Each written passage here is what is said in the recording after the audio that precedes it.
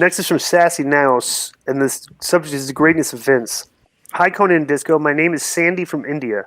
I'm a huge fan of your podcast and your reviews on various wrestling shows. I want to ask you guys about your thoughts on Vince and his contribution to the industry. Although I've been critical of his booking decisions, specifically post-2010, the guy has been in the business for close to 52 years and has faced every possible competition, but he always rises to the occasion. Just when we thought WWE is bankrupt of ideas and new superstars, he just gave the best WrestleMania properly the last 15 years with the recent WrestleMania 38.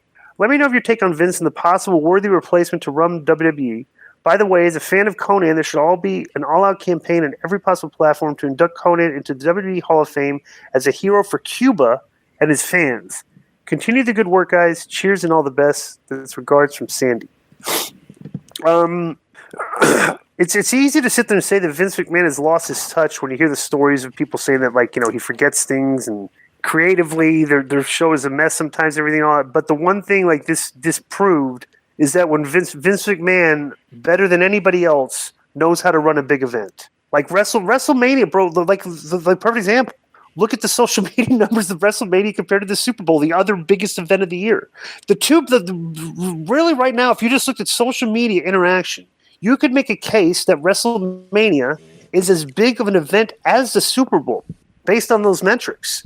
And that's one thing that's the greatness of Vince McMahon, is how he took his business, the professional wrestling business, and took an event that's based on scripted entertainment and made it practically as popular as the Super Bowl. That's fascinating, and that's brilliant.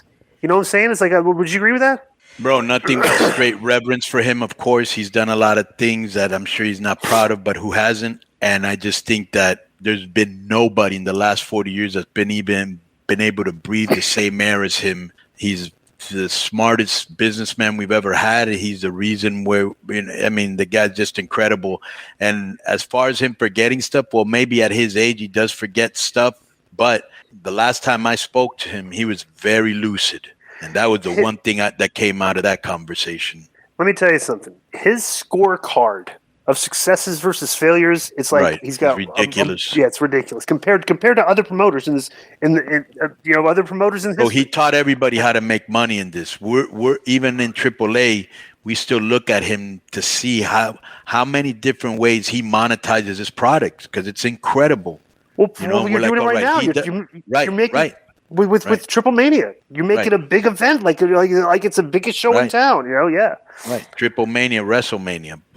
That's where Pena got the name. Yo, what up? This is Konnan, and I host Keeping It 100. My co-host, Disco Inferno, unfortunately. Well, I'd say you're my co-host. Listen, every Thursday here on Spreaker, we talk pro wrestling, sports, movies, music, TV, pop culture, and some politics. It's everything the rest of the pro wrestling podcasts are not. Tune in to hear myself, the superior one, educate and inform.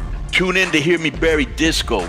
That's very disrespectful. Join us every Thursday on Spreaker and keep it 100. Boom!